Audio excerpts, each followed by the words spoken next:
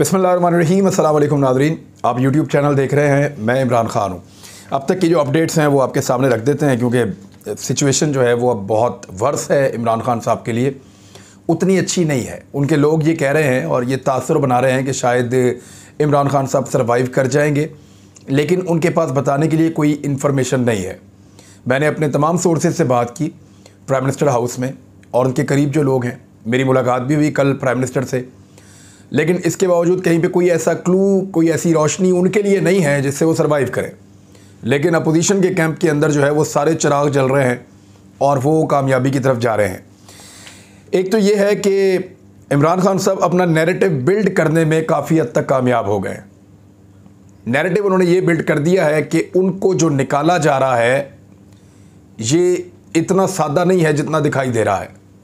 कि महंगाई के मसले के ऊपर आसिफ अली जरदारी ने, शहबाज शरीफ ने, नवाज़ शरीफ ने, मरीम नवाज़ ने, बिलावल ने, मौलाना फजलुर रहमान ने, ANP ने, मैंगल साहब की पार्टी ने, MQM ने, और इन सब ने महंगाई के इशू के ऊपर तंग आकर इमरान खान साहब को निकालने का फ़ैसला किया। और उसके बाद इमरान खान साहब के ऊपर एक तहरीक अदम एतमाद लाए और सारे इकट्ठे हो गए। ऐसा नहीं है। देखिए, महंगाई के बारे में अगर हम बात करें तो महंगाई पिछले साल ज़्यादा थी और उससे पिछले साल भी बहुत ज़्यादा थी। 2020-21 में पाकिस्तान में रिकॉर्ड महंगाई रही है, लेकिन ना 2020 के अंदर तहरीक अदम एतमाद लाई गई, ना 2021 के अंदर तहरीक अदम एतमाद लाई गई।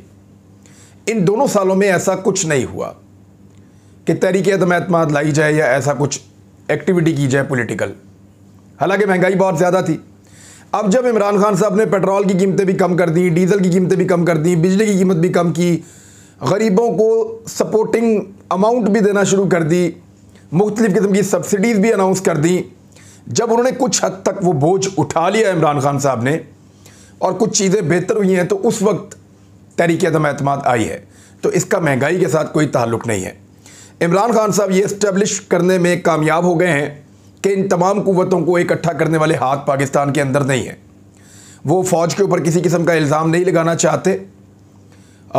उनकी बातों से आइडिया होता है इमरान खान साहब की कि वो पूरी तरह से चीज़ों के बारे में उतने श्योर नहीं हैं और उनके पास इंफॉर्मेशन है, लेकिन वो किसी भी पाकिस्तानी इदारे के ऊपर कोई एलिगेशन नहीं लगाना चाहते। ख़ास तौर पे फ़ौज को वो कहते हैं बिल्कुल टारगेट नहीं करेंगे, फ़ौज के ऊपर हम अटैक नहीं करेंगे, इमरान खान साहब ने साफ कहा।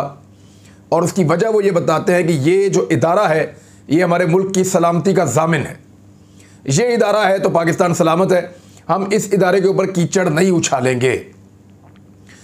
जब उनसे ये सवाल बार बार किया गया कि जनाब फ़ौज को आपने बताया कि इतना अहम मामला है, कौमी सिक्योरिटी का, नेशनल सिक्योरिटी का इशू है, एक दूसरा मुल्क, यानी साफ बात मैं करता हूँ तो अमेरिका मुदाखलत कर रहा है पाकिस्तान के अंदरूनी मामले के अंदर, तहरीक अदम एतमाद ला रहा है और धमकी लगा रहा है कि इसको कामयाब बनाओ, अगर कामयाब बनाओगे तो गलतियाँ माफ़, अगर ये तहरीक अदम एतमाद को नाकाम बनाओगे या नाकाम हो जाएगी तो फिर समझना कि बहुत मुश्किल वक्त शुरू हो जाएगा। और उसने अपनी खारजा पॉलिसी को मशरूत कर दिया तहरीक अदम एतमाद की कामयाबी के साथ। यानी आखिरी जुमला उनका यही था ना कि अब आपसे बात होगी तहरीक अदम एतमाद की कामयाबी के बाद, तहरीक अदम एतमाद के बाद अब आपसे बात करेंगे। उसको कंडीशनल कर दिया उन्होंने कि अमेरिका पाकिस्तान के साथ ताल्लुकात को तहरीक अदम एतमाद की कामयाबी के साथ मशरूत करे। बहुत बड़ा दबाव है पाकिस्तानी इदारों के लिए, बहुत बड़ा दबाव है पाकिस्तानी पॉलिटिकल एलीट के लिए, पाकिस्तान की बिजनेस एलीट के लिए, जो लोग अमेरिका और यूरोप में अपना पैसा रखते हैं उन सब के लिए एक बहुत बड़ा दबाव है। और ये दबाव महसूस किया गया है पाकिस्तान में। लेकिन इमरान खान साहब पाकिस्तान के इदारों पे किसी किस्म का अटैक करने का कोई इरादा नहीं रखते हुए ये कहते हैं कि पॉलिटिकल लोगों का डिसीजन होना चाहिए था कि हमने पाकिस्तान के अंदर के मामलों के अंदर बाहर वाले को मुदाखलत नहीं करने देनी। लेकिन उन्हें शक है कि पैसा भी इस्तेमाल हुआ, सियासतदान भी इस्तेमाल हुए, कुछ लोग बेखबरी में और कुछ लोग जानते बूझते हुए इस्तेमाल हुए, और उनके खिलाफ एक बहुत बड़ी तहरीक जो है वो खड़ी की गई और सबको एक जगह पे इकट्ठा कर दिया गया। वो कहते हैं वो जानते हैं कि किसने सारा कुछ किया है, लेकिन वो ये चाहते हैं कि किसी किस्म का टकराव ना हो, लेकिन अपोजिशन को वो हर जगह पे चैलेंज करेंगे अपने इस नैरेटिव के साथ। और वो ये साबित करने में बहुत हद तक आज कामयाब नजर आए कि बैरूनी साजिश तो ये है। अब वो पार्लियामेंट में भी देने वाले हैं वही डॉक्यूमेंट, ना सिर्फ वो पार्लियामेंट में देने वाले हैं बल्कि अदालत में भी देने वाले हैं, और हर उस फोरम पे देंगे जो फोरम उसको देख सकता है। कानूनी तौर पे, जिसके लिए वो सीक्रेट नहीं है। क्योंकि इस्लामाबाद हाई कोर्ट के अंदर एक शख्स ने दरख्वास्त दी कि ऑफिशियल सीक्रेट एक्ट के तहत 1923 का गालिबन ये इमरान खान साहब को बाउंड किया जाए कि वो ये इन्फॉर्मेशन जो इस लेटर के अंदर है इसको शेयर ना करें। तो अदालत ने कहा जी उम्मीद की जाती है इमरान खान साहब से कि वो ऐसा नहीं करेंगे।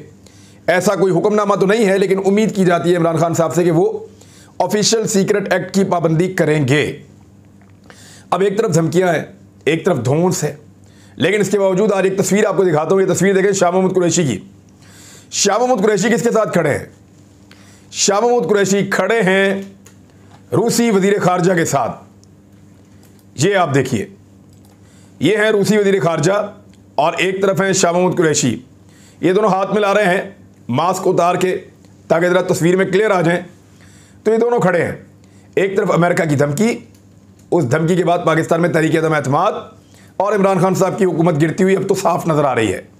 उसके बावजूद पाकिस्तान वापस जाता है, जाके चाइना से मुलाकात करता है, रूसी वजीर खारजा के साथ हाथ मिलाता है। ये जुर्रत आपको कोई और पॉलिटिकल पार्टी नहीं दिखा सकती। कोई और पार्टी होती तो इस वक्त पाँव में गिरी हुई होती कि हमें हमारी हुकूमत भीख पे दे दो, लेकिन इमरान खान साहब ने ऐसा नहीं किया, ना उनके साथियों ने ऐसा किया। तो ये एक अच्छी बात है। अमेरिका ने जिस तरह का प्रेशर पाकिस्तान के ऊपर डाला है, क्या ऐसा प्रेशर चाइना पाकिस्तान के ऊपर डाल सकता है? देखिए, अमेरिका को प्रॉब्लम यही है ना कि पाकिस्तान चाइना और रशिया के साथ ताल्लुकात बढ़ा रहा है, और यहां पे जो एक नया कैंप बन रहा है जो तरक्की करेगा, जो आगे बढ़ेगा, जो एक नया वर्ल्ड ऑर्डर तकरीबन आ रहा है, जहां एशियाई सदी का आगाज हो रहा है, जहां दुनिया की एक सबसे बड़ी आबादी वाला एक बड़े आजम है, और वहां पे सी पैक जैसा मनसूबा बन रहा है जो बहुत तेजी से आगे जा सकता है और अमेरिका को और यूरोप को चैलेंज कर सकता है नई सुपर पावर की सूरत में। तो पाकिस्तान उसका हिस्सा बनने की बजाय मगरबी ब्लॉक का गुलाम बनकर रहे, ये अमेरिका की ख्वाहिश है, और इसके लिए वो इमरान खान साहब को सजा दे रहे हैं। लेकिन चाइना पाकिस्तान को एक बड़े अहम इत्तेहादी के तौर पे देखता है। क्या वो अमेरिका की पाकिस्तान में इस मुदाखलत के ऊपर कोई बात करेंगे? वहाँ के कुछ मैंने सोशल मीडिया के ऊपर अखबार देखे हैं और उनमें हल्की फुल्की खबरें आना शुरू हो गई हैं, लेकिन चाइना का ऑफिशियल मौक़िफ़ इसके बारे में क्या होगा, ये बहुत इंपॉर्टेंट है। क्या चाइना भी ऐसा ही कोई मुतालबा पाकिस्तान में या पाकिस्तान से कर सकता है कि अगर अमेरिका के कहने के ऊपर रजीम चेंज किया तो ये उनके लिए काबिल कबूल नहीं होगा, तो फिर पाकिस्तान एक अलग मुसीबत में फंस जाएगा? पाकिस्तान के बहुत सारे दिफाई मामलात हैं, बहुत सारे माशी मामलात हैं, बहुत सारे दीगर मामलात हैं खित्ते के अंदर, वो सारे चाइना के साथ जाकर जुड़ते हैं। तो फिर शायद इमरान खान साहब के लिए एक रिलीफ हो सकता है। मेरे ख्याल में ये एक ऑप्शन है, उनके लोग इसको डिस्कस कर रहे थे। अगर चाइना जो है वो अमेरिका के मुकाबले में आकर खड़ा हो और पाकिस्तान में मुदाखलत से बात रखने की कोशिश करे तो ये एक चीज़ हो सकती है। लेकिन इससे पहले अपोजिशन ने एक बड़ा पत्ता खेल दिया। उन्होंने सिंध हाउस के अंदर सारे बंदे इकट्ठे कर लिए, अपने बंदे भी इकट्ठे किए, जो इत्तेहादी हैं उनको भी इकट्ठा किया। ANP का एक बंदा है, MMA के हैं, बाकी सब 162 तो उनके अपने हैं। फिर उन्होंने MQM को साथ बुलाया। फिर 22 मुनहरिफ अरकान वहाँ पे थे। आबिर लियाकत साहब भी थे, खातून MPAs हैं, MNAs हैं, वो भी वहाँ पे थी। उसके राजा रियाज थे, नूर आलम ख़ान थे, नवाब शेर वसीर थे, बासित बुखारी थे, एक अफजल साहब हैं वो थे, और बहुत सारे इस तरह। तो 22 लोग थे जो पाकिस्तान तहरीक इंसाफ के मुनहरिफ अरकान हैं। तो ये पाकिस्तान पीपल्स पार्टी ने इनको इकट्ठा किया सिंध हाउस के अंदर। नून लीग के लोग भी थे और अपनी ताकत शो की है, और वो ताकत शो करके उन्होंने बता दिया कि अब तो हम नाकाबिले तस्कीर हो चुके हैं, हम तो जीत जाएंगे। ये उन्होंने इसलिए किया कि इससे पहले कि कोई दबाव आए और कुछ चीज़ें मैनेज हों या लोग वापस जाएं, अपनी ताकत शो कर दी जाए और यहाँ पे सबको हौसला हो जाएगा। उसकी वजह से इमरान खान साहब ने इस बीच में क्या कमाया? इमरान खान साहब ने कहा था कि जब तहरीक अदम एतमाद में जितने दिन गुजरते जाएंगे, जैसे जैसे दिन करीब आएगा, हमारी ताकत बढ़ती जाएगी। उन्होंने ये कहा था पाकिस्तान तहरीक इंसाफ या इमरान खान साहब की ताकत बढ़ेगी। लेकिन काम उल्टा हो गया। इमरान खान साहब को एक अधूरी कामयाबी मिली है काफिली की सूरत में, जिसमें एक रुकन कम है, 5 में से 4 मिले हैं, जबकि दूसरी जानिब पीपल्स पार्टी ने उनके बाकी सारे इत्तेहादी तोड़ दिए हैं। GDA से अब उनकी बातचीत हो रही है। सिर्फ एक खातून जो हैं वो बलूचिस्तान अवामी पार्टी की उनके साथ हैं, और एक खातून GDA की फहमीदा मिर्ज़ा साहिबा उनके साथ हैं। बाकी सारे के सारे चले गए हैं दूसरी जानिब। तो इस तरह सिचुएशन जो है वो इमरान खान साहब के इस वक्त अगेंस्ट है। अब ये लेटर अगर वो पार्लियामेंट में पेश करते हैं तो ये लेटर कितना असर डालता है पार्लियामेंटेरियंस पे और क्या वो वापस आते हैं, ये एक बड़ा सवाल है। लेकिन इसके लिए एक बड़ा माहौल चाहिए होगा जो इस वक्त दिखाई नहीं दे रहा। ये जो 22 मुनरिफ अरकान हैं, इनके बारे में शिकवा किससे किया जाए, एक बड़ा सवाल है। क्या इन अरकान से शिकवा किया जाए? बिल्कुल नहीं, ये ऐसे ही थे जैसे हैं। क्या आप लोग इससे पहले नहीं जानते थे इन लोगों को? ये लोग कौन है? राजा रियाज कौन है? नवाब शेर वसीर कौन है? फैसलाबाद से एक साहब है, हर दफ़ा एक नई पार्टी से इलेक्शन लड़ते हैं। ये जो 22 लोग हैं, ये कौन लोग हैं? क्या आप लोगों को इसका नहीं पता? सबको पता था। इनको टिकट दिया था इमरान खान साहब ने। इनको टिकट इशू हुआ था इमरान खान साहब की पार्टी के लेटर हेड के ऊपर, और इमरान खान साहब ने इनको मौका दिया कि आओ मेरी पार्टी के बल्ले के निशान के ऊपर इलेक्शन लड़ो, मेरी क्रेडिबिलिटी को इस्तेमाल करो, मेंबर कौमी असेंबली बनो और मेरे साथ इक्तदार के रास्ते पे आ जाओ। तो ये सारे टिकट इमरान खान साहब ने बांटे थे। अब वो कहते हैं मेरे वोट से इनको मिले हैं, तो आप अपने वोट किसी बेहतर बंदे को दे देते, किसी ऐसे बंदे को जो आपका पार्टी का वर्कर होता है, जिसकी ट्रेनिंग बेहतर होती। अब ये लोग ना सिर्फ आपके खिलाफ वोट डाल रहे हैं, बल्कि आप पे कीचड़ भी उछाल रहे हैं और जिल्लत का बायस भी बन रहे हैं, मजाक भी उड़ा रहे हैं, और इससे इनको कोई फर्क नहीं पड़ता। पॉलिटिकल कार्टून्स थे बहुत सारे जिन्हें इमरान खान साहब ने मुख्तलिफ लोगों के कहने पर और मुख्तलिफ ताकतवर हलकों के कहने के ऊपर इमरान खान साहब ने उनको टिकट दे दिए थे, और वही इस वक्त उनके गले का टायर बने हैं। वरना उनकी अपनी जो एक तैयार करदा लॉट थी पॉलिटिशियंस की, वो सारी की सारी उनके साथ खड़ी है। उनके अपने जो पॉलिटिशियंस हैं जिनको इमरान खान साहब ने खुद तैयार किया, या जो उनके साथ खानदानी लोग मौजूद थे, वो सारे उनके साथ खड़े हैं। लेकिन वो लोग जो उनको तोहफे में दिए गए थे, जो अक्सर दिए जाते हैं तोहफे में, वो सारे के सारे इनहराफ कर चुके हैं। तो टिकट क्योंकि इमरान खान साहब ने दिया था, तो ब्लेम भी इमरान खान साहब के ऊपर आएगा। ऐसा नहीं है कि आप कहें कि फलां इदारा है, फलां बंदा है, उसने कर दिया, इसने कर दिया। नहीं, यहां सीखना पड़ेगा कि आइंदा टिकट ऐसे बंदे को देना है जिसमें वफादारी भी हो, जो आपके साथ खड़ा भी हो और जो आपके नजरियात का हामी भी हो, ताकि आपको इस तरह की मुसीबत हो ही ना। अब तो हो गया जो होना था। तो ज्यादा इम्कानात ये है कि इमरान खान साहब की हुकूमत गिर जाएगी, लेकिन अभी भी वो कहते हैं कि आखिरी वक्त में वो कोई सरप्राइज देंगे। इमरान खान साहब की हुकूमत गिरने की सूरत में जो नई हुकूमत बनेगी, वो इस मुल्क के साथ सबसे बड़ा मजाक होने जा रहा है। शायद उसके बारे में किसी ने नहीं सोचा। अमेरिका की धमकी से शायद सारे डर गए और ये सोचना भूल गए कि इमरान खान को निकालेंगे तो कौन आएगा, वो जो आएंगे वो मुल्क को कैसे संभालेंगे, और वो कौन लोग हैं और वो क्या शक्लें हैं, और वो इस मुल्क के साथ पहले 30-35 साल तक क्या कर चुके हैं। इस बारे में किसी ने क्या सोचा?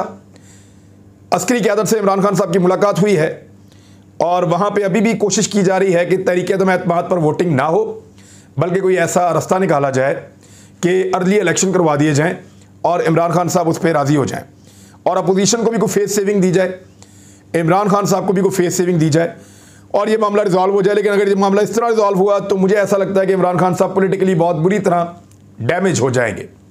अब तहरीक अदम एतमाद के नतीजे में इमरान खान साहब की हुकूमत का गिर जाना पॉलिटिकली उनके लिए एक फ़ायदेमंद सौदा होगा, मुझे ऐसा लगता है।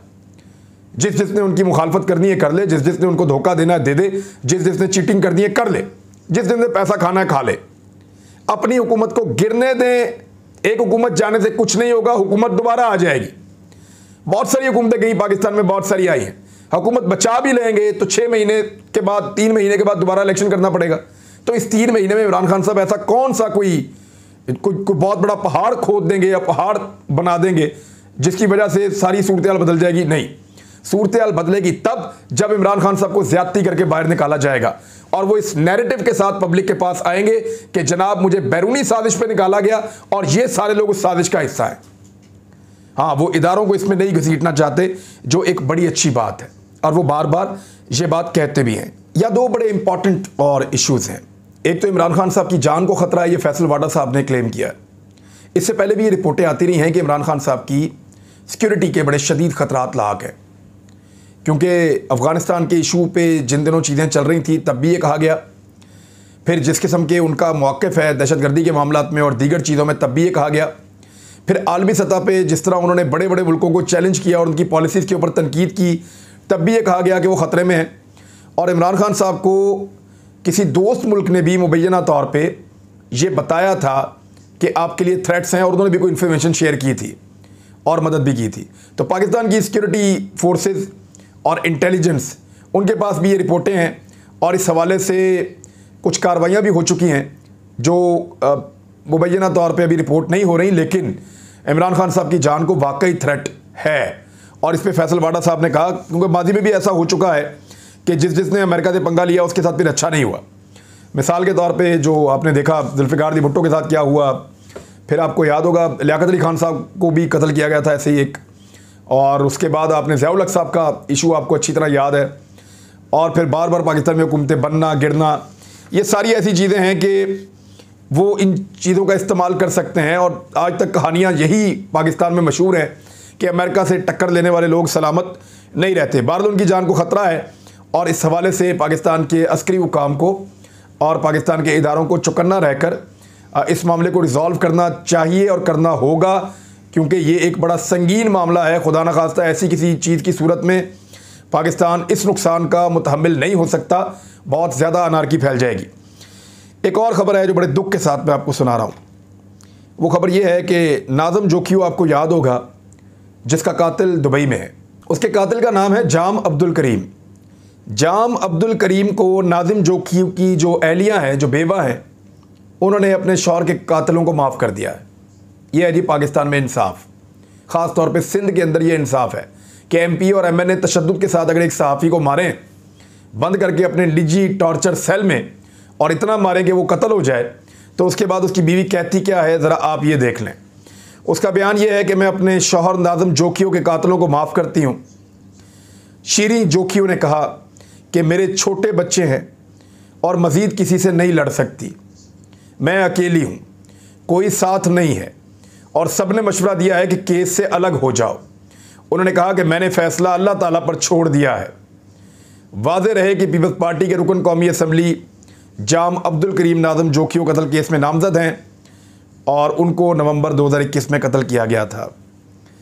अब आखिरी जुमला जो इस औरत का है ना, वो ये है कि मैंने फ़ैसला अल्लाह ताला पर छोड़ दिया है। तो जब इस तरह के मज़लूम अल्लाह ताला पे फ़ैसला छोड़ते हैं ना, तो सज़ा फिर पूरी कौम को मिलती है, बार बार मिलती है। इसी तरह के हुक्मरानों के फिर हम लायक होते हैं। अब तक के लिए इतना ही, अपना ख्याल रखिएगा, अपने इस चैनल का भी। अल्लाह हाफ़िज़।